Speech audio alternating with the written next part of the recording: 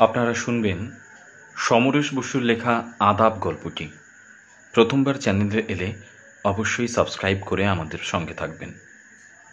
শুরু করছি সমরেশ বসুর লেখা গল্প আদাব। রাত্রির নিস্তব্ধতাকে কাঁপিয়ে দিয়ে মিলিটারি টহলদার গাড়িটা একবার ভিক্টোরিয়া পার্কের পাশ দিয়ে একটা পাক খেয়ে গেল। শহরে 144 ধারা আর কারফিউ জারি হয়েছে। দাঙ্গা বেঁধেছে হিন্দু আর মুসলমানে, মুখোমুখি লড়াই, দা, সরকি, ছুরি, লাঠি নিয়ে। তাছাড়া চতুর্দিকে ছড়িয়ে পড়েছে গুপ্ত ঘাতকের দল। চোরাগোপ্তা হানছে অন্ধকারকে আশ্রয় করে। লুটেরারা বেরিয়েছে তাদের অভিযানে। মৃত্যু বিভীষিকাময় এই অন্ধকার রাত্রি তাদের উল্লাসকে তীব্রতর করে তুলছে। বস্তিতে বস্তিতে জ্বলছে আগুন। মৃত্যুকাতর নারী শিশুর চিৎকার স্থানে স্থানে আবহাওয়াকে বিভৎস করে তুলছে। তার উপরে এসে ঝাঁপিয়ে পড়ছে সৈন্যবাহিনী গাড়ি। তারা গুলি ছুটছে দিক বিদিক, জ্ঞানশূন্য হয়ে আইন ও শৃঙ্খলা বজায় রাখতে। দুদিক থেকে দুটো গলি এসে মিশেছে এ জায়গায়। ডাস্টবিনটা উল্টে এসে পড়েছে গলি দুটোর মাঝখানে খানিকটা ভাঙাচোরা অবস্থায়। সেটাকে আড়াল করে গড়ির ভিতর থেকে হামাগুড়ি দিয়ে বেরিয়ে এলো একটি লোক। মাথা তুলতে সাহস হলো না। নির্জীবের মতো পড়ে রইল খানিকক্ষণ। কান পেতে রইল দূরের অপরিস্ফুট কলরবের দিকে। কিছুই বোঝা যায় না। আল্লাহ আকবার কি বন্দে মাতরম। হঠাৎ ডাস্টবিনটা একটু নড়ে উঠল। আচম্বিতে শিরশিরিয়ে উঠল দেহের সমস্ত শিরা উপশিরা। দাঁতে দাঁত চেপে হাত পাগুলোকে কঠিন করে লোকটা প্রতীক্ষা করে রইল একটা ভীষণ কিছুর জন্য। কয়েকটা মুহূর্ত কাটে। নিশ্চল নিস্তব্ধ চারদিক। বোধহয় কুকুর। তাড়া দেওয়ার জন্য লোকটা ডাস্টবিনটাকে ঠেলে দিল একটু। খানিকক্ষণ চুপচাপ। আবার নড়ে উঠল ডাস্টবিনটা। ভয়ের সঙ্গে আবার একটু কৌতূহল হলো। আস্তে আস্তে মাথা তুলল লোকটা। ওপাশ থেকে উঠে হলো ঠিক তেমনি একটা মাথা। মানুষ! ডাস্টবিনের দুই পাশে দুটি প্রাণী, নিস্পন্দ নিশ্চল। হৃদয়ের স্পন্দন তালহারা, ধীর স্থির চারটে চোখের দৃষ্টি ভয়ে, সন্দেহে, উত্তেজনায় তীব্র হয়ে উঠেছে। কেউ কাউকে বিশ্বাস করতে পারছে না। উভয়ে উভয়কে ভাবছে খুনি। চোখে চোখ রেখে উভয়েই একটা আক্রমণের জন্য প্রতীক্ষা করতে থাকে। কিন্তু খানিকক্ষণ অপেক্ষা করেও কোনো পক্ষ থেকেই আক্রমণ এলো না। এবার দুজনের মনেই একটা প্রশ্ন জাগলো, হিন্দু না মুসলমান? এই প্রশ্নের উত্তর পেলেই হয়তো মারাত্মক পরিণতিটা দেখা দেবে। তাই সাহস করছে না কেউ কাউকে সে কথা জিজ্ঞেস করতে। প্রাণভীত দুটি প্রাণী পালাতেও পারছে না। ছুরি হাতে আততায়ীর ঝাঁপিয়ে পড়ার ভয়ে। অনেকক্ষণ এই সন্দিহান ও অস্বস্তিকর অবস্থায় দুজনেই অধৈর্য হয়ে পড়ে। একজন শেষ অবধি প্রশ্ন করে ফেলল, হিন্দু না মুসলমান? আগে তুমি কও। অপর লোকটি জবাব দেয়। পরিচয়কে স্বীকার করতে উভয়েই নারাজ। সন্দেহের দোলায় তাদের মন দুলছে। প্রথম প্রশ্নটা চাপা পড়ে, অন্য কথা আসে। একজন জিজ্ঞাসা করে, বাড়ি কোনখানে? বুড়িগঙ্গার এই পারে সুবইডায়। তোমার? চাষাড়া, নারায়ণগঞ্জের কাছে। কি কাম করো? নাও আছে আমার, নারায়ণ মাঝি। তুমি? নারায়ণগঞ্জের সুতাকলে কাম করি। আবার চুপচাপ। অলক্ষ্যে অন্ধকারের মধ্যে দুজন দুজনের চেহারাটাকে দেখবার চেষ্টা করে উভয়ের পোশাক পরিচ্ছদটা খুঁটিয়ে দেখ। অন্ধকার আর ডাস্টবিনটার আড়াল সেদিক থেকে অসুবিধা ঘটিয়েছে। হঠাৎ কাছাকাছি কোথাও একটা শোরগোল ওঠে। শোনা যায় দুপক্ষেরই উন্মত্ত কণ্ঠের ধ্বনি। সুতাকলের মজুর আর নায়ের মাঝি দুজনেই সন্ত্রস্ত হয়ে একটু নড়ে চড়ে ওঠে। ধারে কাছেই যেন লাগছে। সুতা মজুরের কণ্ঠে আতঙ্কে ফুটে ওঠে, হ চলো এখান থেকে উঠে যাই। মাঝিও বলে উঠল অনুরূপ কণ্ঠে। সুতা মজুর বাধা দিল, আরে না না না না, উঠো না, জানটারে দিবা নাকি? মাঝির মন আবার সন্দেহে দুলে উঠল। লোকটার কোনো বদ অভিপ্রায় নেই তো? সুতা মজুরের চোখের দিকে তাকালো সে। সুতা মজুরও তাকিয়েছিল। চোখে চোখ পড়তেই বলল, বইও, যেমন বইয়া রইছ সেই রকমই থাকো। মাঝির মনটা ছ্যাত করে উঠল সুতা মজুরের কথায়। লোকটা কি তাহলে তাকে যেতে দেবে না নাকি? তার সারা চোখে সন্দেহ ঘনিয়ে এলো। জিজ্ঞাসা করলো, কেন কেন? সুতা মজুরের চাপা গলায় বেজে উঠল, কেন কি মরতে যাইবা নাকি? কথা বলার ভঙ্গিটা মাঝির ভালো ঠেকল না। সম্ভব অসম্ভব নানা রকম ভেবে সে মনে মনে দৃঢ় হয়ে উঠল। যাবো নাকি আন্দার গলির ভিতরে পড়ে থাকুম নাকি? লোকটার জেদ দেখে সুতা মজুরের গলায় ফুলে উঠল সন্দেহ। বলল, তোমার মতলবটা তো ভালো মনে হইতেছে না। কোন জাতির লোক তুমি কইলা না? শেষে তোমাকে দলবল যদি ডাক্কা লইয়া আহো আমারে মারণের লেগিয়া। এইটা কেমন কথা কও তুমি?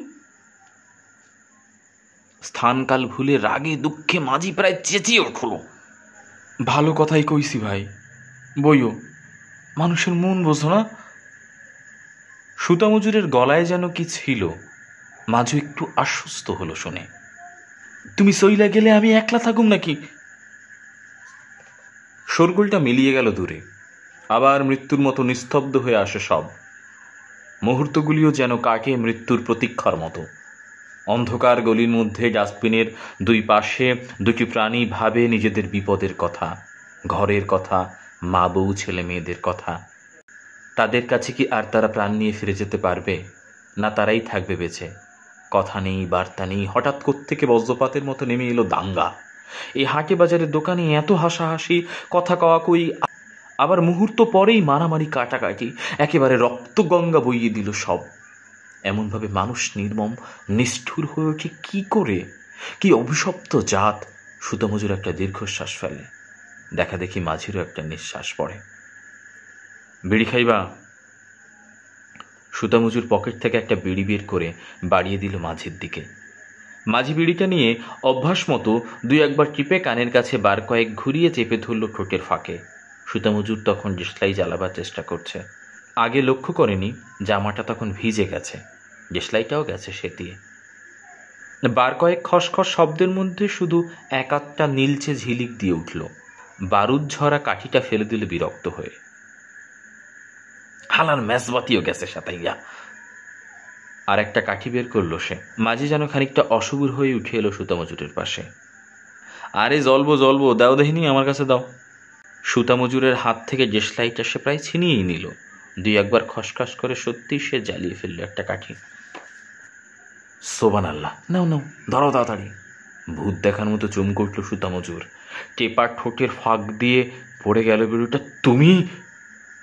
একটা হালকা বাতাস যেন ফু দিয়ে নিভিয়ে দিল কাঠিটা। অন্ধকারের মধ্যে দুজোড়া চোখ অবিশ্বাসে উত্তেজনায় আবার বড় বড় হয়ে উঠল। কয়েকটা নিস্তব্ধ বল কাটে। মাঝি চট করে উঠে দাঁড়ালো, বলল, হ্যাঁ আমি মুসলমান, কি হয়েছে? সুতা মজুর ভয়ে ভয়ে জবাব দিল, কিছু হয় নাই, কিন্তু। মাঝির বগলের পুঁটলিটা দেখিয়ে বলল, ওইটার মধ্যে কি আছে? পোলামাইয়াগো লেগা দুইটা জামা আর একখান শাড়ি, কাইলামাগো ঈদের পরব, জানো? আর কিছু নাই তো? সুতা মজুরের অবিশ্বাস দূর হতে চায় না। মিথ্যা কথা কইতেছি নাকি? বিশ্বাস না করো, দেখো। পুটলিটা বাড়িয়ে দিল সে সুতা মজুরের দিকে। আরে না না না ভাই, দেখুম আর কি। তবে দিনকাল দেখছো তো, বিশ্বাস করন যায়, তুমিই কও। এই তো হক কথাই ভাই, তুমি কিছু রাখো টাকো নাই তো? ভগবানের কিরা কইতে পারি, একটা সুতাও নাই। পরাণটা লইয়া অখন ঘরের পোলা ফিরে যাইতে পারলে হয়। সুতা মজুর তার জামা কাপড় নেড়ে ছেড়ে দেখায়। আবার দুজনে বসলো পাশাপাশি। বিড়ি ধরিয়ে নীরবে বেশ মনোযোগ সহকারে দুজনে ধূমপান করলো খানিকক্ষণ। আচ্ছা, মাঝে এমনভাবে কথা বলে যেন সে তার কোনো আত্মীয় বন্ধুর সঙ্গে কথা বলছে। আচ্ছা, আমারে কইতে পারোনি এই মার দই কাটাকুটি কি এর লাগিয়া? সুতা মজুর খবরের কাগজের সঙ্গে সম্বন্ধ রাখে। খবর সে জানে কিছু। বেশ একটু উষ্ণকণ্ঠেই জবাব দিল সে, দোষ তো তোমাকে ওই লিগলা গই। তারাই তো লাগাইছে হেই কিয়ের সংগ্রামের নাম করে। মাঝি একটু কটূক্তি করে উঠল, হেই সব আমি বুঝি না। আমি যে গাই মারামারি কইরা হইব কি? তোমাগো দুগা লোক মরব, আমাগো দুগা লোক মরব, তাতে দেশের কি উপকারটা হইব? আরে আমিও তো হেই কথাই কই, হইব আর কি, হইব এই কল্লাটা। হাতের বুড়ো আঙুলটা দেখায় সে। তুমি মরবা, আমি মরুম, আর আমাগো পোলামাইয়াগুলো ভিক্ষা কইরা বেড়াইব। এই গেল সনের রায়টে আমার ভগ্নিপতিরে কাইটটা 4 টুকরা কইরা মারল, ফলে বই নইল বিধবা, আর তার পোড়ামাইয়ারা আইয়া পড়ল আমার ঘাড়ের উপর। কই কি আর সাধে নেতারা হেই 7 তলার উপরে পায়ের উপর পা দিয়া হুকুম জারি কইরা বইয়া রইল, আর হালার মরতে মারলাম আমরাই। আর মানুষ না, আমরা যেন কুত্তার বাচ্চা হইয়া গেছি, নইলে এমন কামড়া কামড়ি লাগে কেমবা। নিষ্ফল ক্রোধে মাঝি দুহাত দিয়ে হাঁটু দুটোকে জড়িয়ে ধরে। আমাগো কথা ভাবে কেডা? এই যে দাঙ্গা বাঁধল, এখন দানা জুটাইব কোন সুমন্দি? নাওটারে কি আর ফিরা পামু? বাদামতলির ঘাটে কোন অতলে ডুবাইয়া দিছে তারে? তা ঠিক কি? জমিদার রূপবাবুর বাড়ি নায়েব মশাই প্রত্যেক মাসে একবার কইরা আমার নায়ে যাইতো নইরার সরে কাছারি করতে। বাবুর হাত যেন হজরতের হাত, বকশিস দিত 5, নায়ের কেরায়া দিত 5, একুনে 10টা টাকা। তাই আমার মাসের খোরাকে জুটাইতো হেই বাবু। আর কি হিন্দু বাবু আইব আমার নায়ে? সুতামজুর কি বলতে গিয়ে থেমে গেল। একসঙ্গে অনেকগুলো ভারী বুটের শব্দ শোনা যায়। শব্দটা যেন বড় রাস্তা থেকে গলির অন্তরের দিকে এগিয়ে আসছে। সে বিষয়ে কোনো সন্দেহ নেই। শঙ্কিত জিজ্ঞাসা নিয়ে উভয় চোখাচোখি করে। কি করব? মাঝে তাড়াতাড়ি পুটলিটাকে বগল দাবা করে। চলো পালাই। কিন্তু জামু কোন দিকে? শহরের রাস্তাঘাট তো ভালো চিনি না। মাঝি বলল, চলো যেদিকে হোক, মিশামিশি পুলিশের মার খামু না। ওই ঢ্যাবনাগো বিশ্বাস নাই। ঠিক কথাই কইস। কোন দিকে যাইবা কও? আইয়া তো পড়লো এই দিকে। গলিটার যে মুখটা দক্ষিণ দিকে চলে গেছে সেই দিকে পথ নির্দেশ করলো মাঝি। বলল, চলো, কোনো গতিকে একবার যদি বাদামতলি ঘাটি গিয়ে উঠতে পারি তাইলে আর ডর নাই।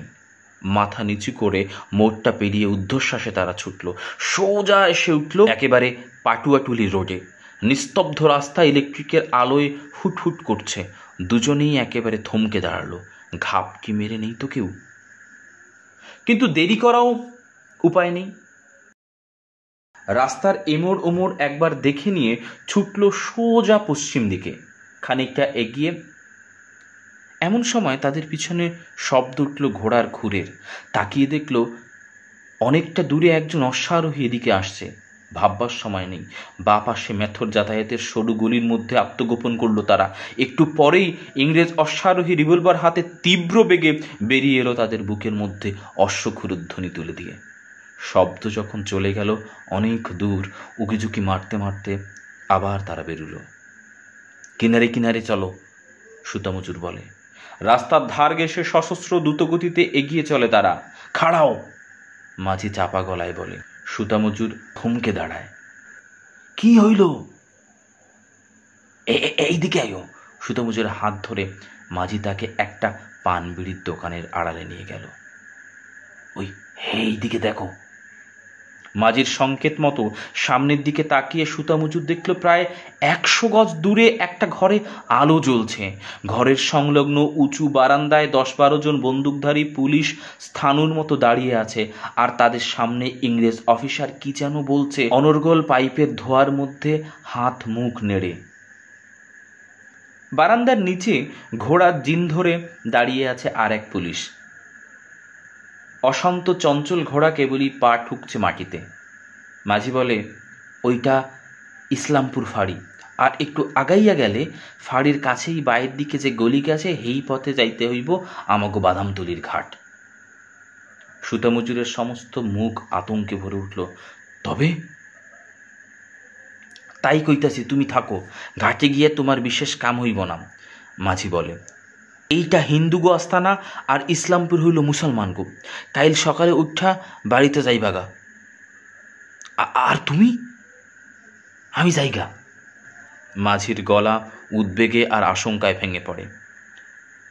আমি পারুম না ভাই থাকতে, আজ 8 দিন ঘরের খবর জানি না, কি হইল না হইল আল্লাহ জানে।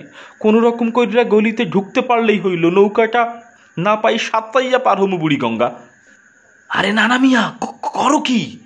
উৎকণ্ঠায় সুতা মজুর মাঝির কামিজ চেপে ধরে। এই কেমনে যাইবা তুমি? হ্যাঁ, আবেগ উত্তেজনায় মাঝির গলা কাঁপে। হ্যাঁ হইতো না মাঝি, সাইডা দাও। বোঝো না তুমি, কাইলিদ পোলামাইয়ারা সব আই সান দেখছে, কত আশা কইরে রইছে তারা, নতুন জামা পিনবো, বাপজানের কোলে চড়বো, বিবি চোখের জলে বুক ভাসাইতেছে। পারুম না ভাই, পারুম না, মনটা কেমন করতাছে। মাঝির গলা ধরে আসে, সুতা মজুরের বুকের মধ্যে টনটন করে ওঠে, কামিজ ধরা হাতটা শিথিল হয়ে ওঠে।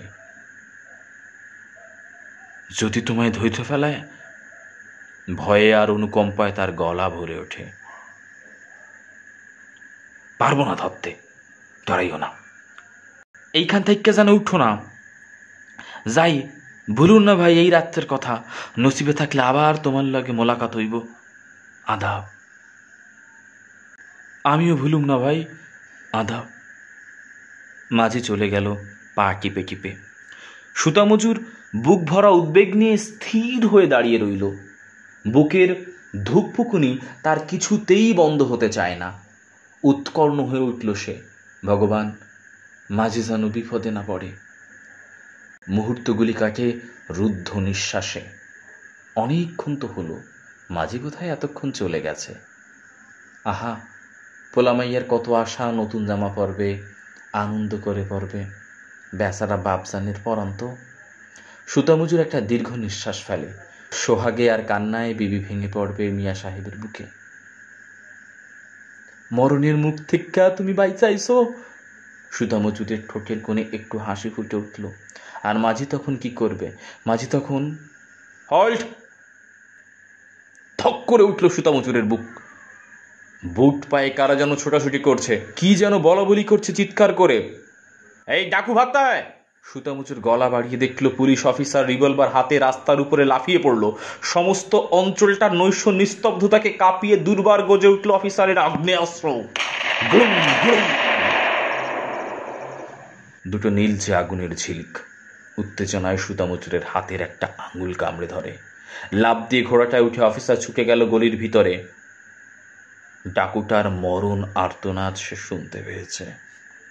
সুতামজুরের বিহল চোখে ভেসে উঠল মাঝির বুকের রক্তে তার পোলামাইয়ার, তার বিবির জামা শাড়ি রাঙা হয়ে উঠেছে। মাঝি বলছে, পারলাম না ভাই, আমার সাওয়াররা আর বিবির চোখের পানিতে ভাসবো পরবের দিন। দুশ্মনরা আমারে যাইতে দিল না তাগো কাছে। ধন্যবাদ সঙ্গে থাকার জন্য। অবশ্যই মনসৃজন স্টাডি আপনারা সাবস্ক্রাইব করুন এবং আমাদের সঙ্গে থাকুন।